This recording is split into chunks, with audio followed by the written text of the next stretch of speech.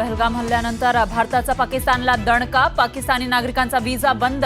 Attari Wagah border 1 मे पर्यंत बंद. सिंधू जल कराराला स्थगिती. परराष्ट्र मंत्रालयाची पत्रकार परिषदेत माहिती.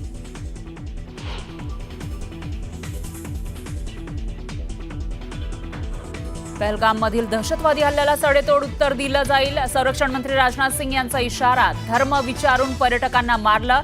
संपूर्ण जग बघेल असं उत्तर देणार राजनाथ सिंग यांचं वक्तव्य. पहलगाम हल्ल्यातील 4 दहशतवाद्यांचा फोटो न्यूज 18 लोकमतच्या हाती. तर दहशतवाद्यांच्या मागावर सुरक्षा दलाचे जवान. कसून शोध सुरू.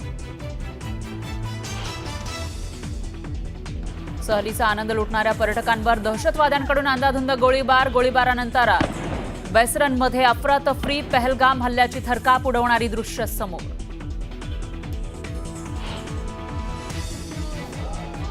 पहलगाम हल्ल्याचं पाकिस्तान कनेक्शन उघड. लष्कर-ए-तोयबाचा म्होरक्या सैफुल्ला कसूरीच्या धमकीचा व्हिडिओ समोर. तर हल्ल्यावेळी 2 दहशतवादी पश्तून भाषेमध्ये बोलत असल्याची स्थानिकांची माहिती. हेमंत जोशी, अतुल मोने, संजय लेले यांना अखेरचा निरोप. मुख्यमंत्री फडणवीस यांनी घेतलं पार्थिवाचं दर्शन. पीडित कुटुंबांचं केलं सांत्वन.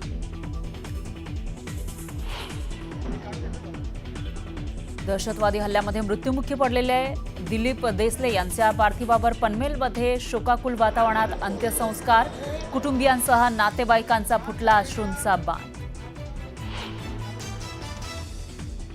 दहशतवादी हल्ल्यानंतरही पर्यटक श्रीनगरमध्ये दल लेकमध्ये घेतला शिकारा राईडचा आनंद. पहलगाममधील दहशतवादी हल्ल्यावरून देशभरात संतापाची लाट. ठिकठिकाणी निदर्शनं करत पाकिस्तान विरोधात जोरदार घोषणाबाजी. पहलगाम हल्ल्यामध्ये मारले गेलेले नौदल अधिकारी विनय नरवाल यांना अखेरचा निरोप. पत्नी हिमानीचा सॅल्यूट करत पतीला अखेरचा निरोप. भारतातील मुस्लिमांवर अन्याय झाल्याची भावना हल्लेखोरांना वाटलं की मुस्लिमांसोबत चुकीचं घडतंय. रॉबर्ट वाड्रा यांचं वादग्रस्त विधान. तर वाड्रांनी माफी मागावी, भाजपची मागणी. आयपीएलच्या मैदानात पहलगाम हल्ल्याचा निषेध. काळी पट्टी बांधून मैदानात उतरले खेळाडू. मुंबई आणि हैदराबादच्या खेळाडूंनी सामन्याआधी वाहिली श्रद्धांजली.